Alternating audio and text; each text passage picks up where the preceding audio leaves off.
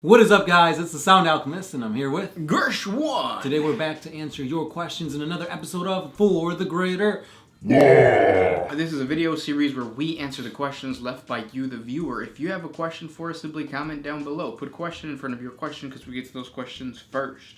And that is what Martin Cauliflower did. He asks. I prefer broccoli. I prefer neither. What? Yeah. You don't like cauliflower? Maybe if it's pickled. What if it has cheese on it? No, that's gross. Do you think the rise of 3D printing could change the way GW sells and distributes models? Or do you think it would lead to cheaper or pirated models? Currently, with the Forge World prices going up, I mean, why wouldn't you just Right. Well, because in reality, it's extremely easy to make a mold out of a Primark. Like when it's not, before you even assemble it, take all the pieces and you could actually make a mold out of it and then 3D print your own out of resin. And the resin is cheap because the amount of resin that you need to create a model is not how much is a Primark going for right now? Like $100-something? Roughly, yeah. Yeah, there's no way. You can go to the your local hobby store and get a resin kit for like $35. Same thing with making the silicone mold. So this is a problem that already exists right now, and GW kind of banks on the fact that it's too difficult, and the 3D or the newly casted model won't look as good as the original. Right, like the details and stuff. Yeah, and you'll get bubbles and all that kind of stuff, which is true. But now with 3D printed models, especially 3D scanners, I could just scan the entire thing and then 3D print it. Yeah, I mean, maybe in the future we'll see they sell templates, right, for for each individual model. So it might even lower the price because you're paying for your own resin or whatever material you want to use to 3D print this object. Right.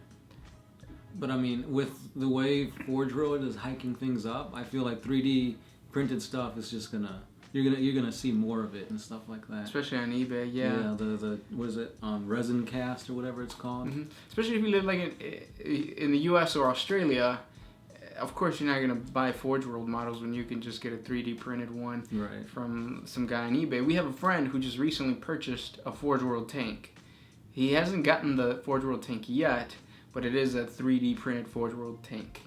And so it's like, I've got a Forge World tank, and I'm gonna compare it to see, what, is it really that I mean, obviously it's going to depend on the painter, because if you're a really good painter, you can work, past the imperfections and whatnot. That's true, yeah. But I mean, if it's that bad of a mold, then maybe. But I don't know.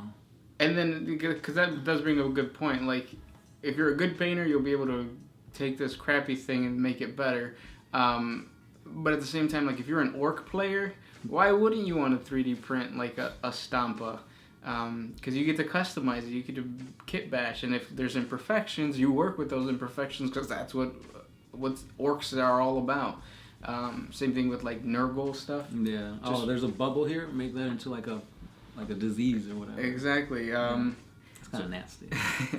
So it's going to be difficult. But yeah, I do see that down the road, GW should start, because right now they have that whole thing in the UK where it's like a subscription and they send you one model per month or something. It's like an exclusive model too. Yeah, so if GW does something where you get a subscription and then they can actually send you the file to 3D print whatever it is that you want to 3D print, and those things would be exclusive. They should start doing that. That way they could try to get into that market. Yeah, because right now, you gotta invest in the resin, the 3D printer, and then you gotta find templates and all that. I mean, if you don't want to invest time in all that, obviously drive down to your hobby store and pick up a box of, Berserkers or whatever, instead of waiting to, get the initial. I guess it's gonna be cheaper in the long run, but if you're just starting into the hobby, yeah, just go to GW. Yeah, and maybe we see a huge threat to GW and 3D printing because we're not really around so many GWs. Like, in order to get to the closest GW store, what is it, like a 30-minute drive? Roughly. You might live somewhere like the UK where you can find a hobby shop a lot closer. Right. Or, like, if you live somewhere where it's more rural, of course it's going to be difficult for you to find a hobby shop. And I think GW kind of banks on the fact that, like, oh, it's supposed to be a community. We're building a product that brings people into like Friday Night Magic type of situations or whatever. But yeah. I mean, I don't know. I feel don't like bet on that. I guess. Yeah, that's what I'm trying to say. Right, and it's not just models, but like 3D printing affects a lot of things, toys and whatnot. So, yeah. Okay, next question. This one's an interesting one by Adam Z. He asks, do Necrons have Titans? And if so, what type of walkers and weapons are they? As of right now, they don't specifically have a Titan. I believe a few months back, they showed a model that will be coming out soon, and it looks like a Necron spider mixed with like the Triarch Stalker. It's like this huge lumbering behemoth. But, I mean, it's not out yet. It's coming out soon, and it's through Forge World. But right now, I think the closest thing to Titans would probably be like a Monolith or the Tesseract Vault. If you're talking Forge World, they got the Pylons and the Tomb Stalker, I believe is what it's called. But yeah, no actual Titans. Yet. Next question comes from Ordo Lupus. Which orc tribe has the most cyborgs? Wouldn't you like there to be cyborg tribe? Well, the freebooters, or freebooters, whatever, they have the most cyborgs.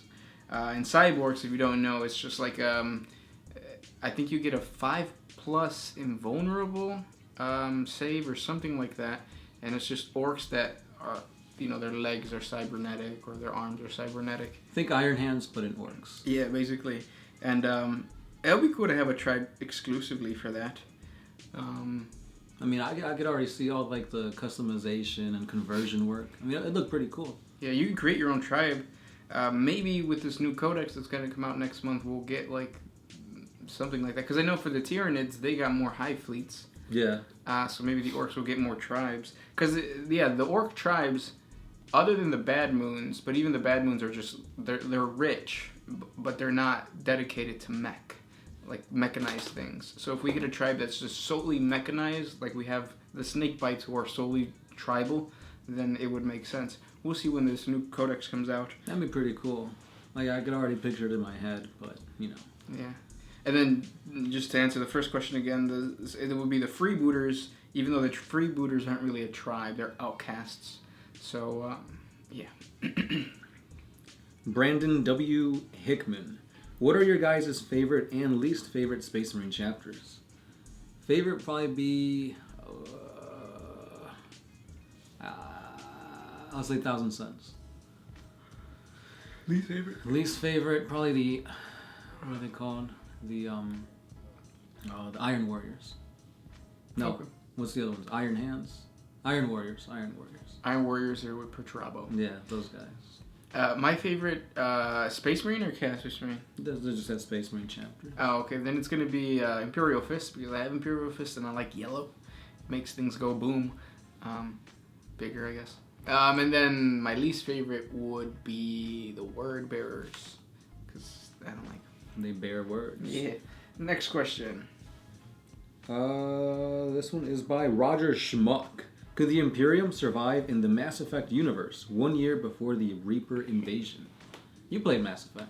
I did, but I can't remember. I know the Reapers are like devastating. Like Tyranid devastating? I can't remember. I think they were smarter than Tyranids because they weren't like animalistic. I think they were like... More sentient? Yeah, the top of the top sentient. I never played it, so... So I'm going to say yes, because there's so many of them. I don't know. Next question comes from DOW234. This is a reply for the question about the Chaos Gods and the Emperor text-to-speech answered. Okay, answered what the Emperor is a man and you will pray to him as such. All hail the man, emperor of mankind. Wait, what was your question? I'm trying to decipher that. This is a reply of the question about the... Oh, he's just replying to a question. Why would you put question in front of your question?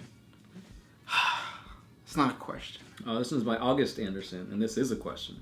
Can gene seed deteriorate over time through overuse? Yeah, that's what's been happening to the what are they called? Flesh terrors?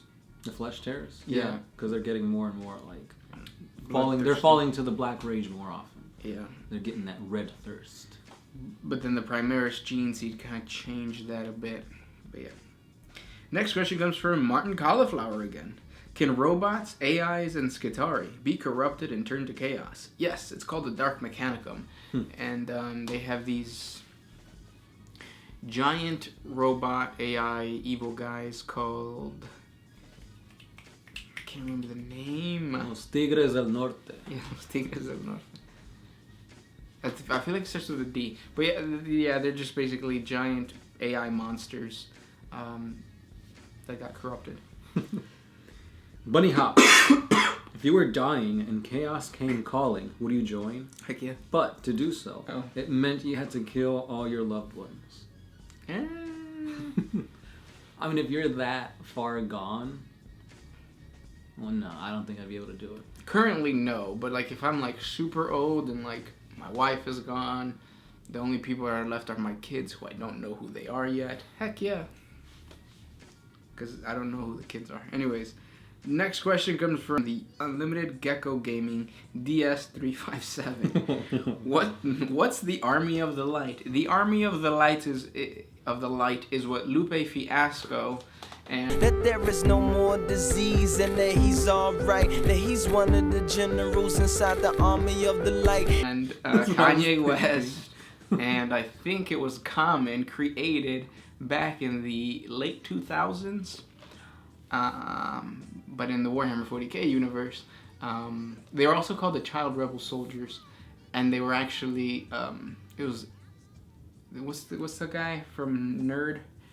Pharrell? Pharrell was in it too. But anyways, so in the 40K universe, the Army of the Light is it's like the souls that have gone to join the Emperor after they're dead. Yep, and they're fighting with him, or they will fight alongside him if he ever decides to return. Kind of like Jesus, if he ever returns. Is he supposed to return? There's like a second coming, right? Oh, yeah. But is he going to come, like, with an army? I don't know. Like in The Hobbit? I need to watch... Have you seen The Last Hobbit? No, the last Hobbit I saw was the first Hobbit. Oh, the Last Hobbit, the Battle of the Five Armies, I think it's called, is badass. You need to watch it. I need to watch it, yeah. But anyways, thanks for those questions, guys. If you guys have more, comment down below. We love you. We care for you. Yeah. We nurture you. We bathe you. Sometimes. And yeah, keep on subscribing, keep on liking, keep on commenting, put question in front of your questions. We get to those first. This is the Sound Alchemist. Gershwan. We're out of here. Oh, if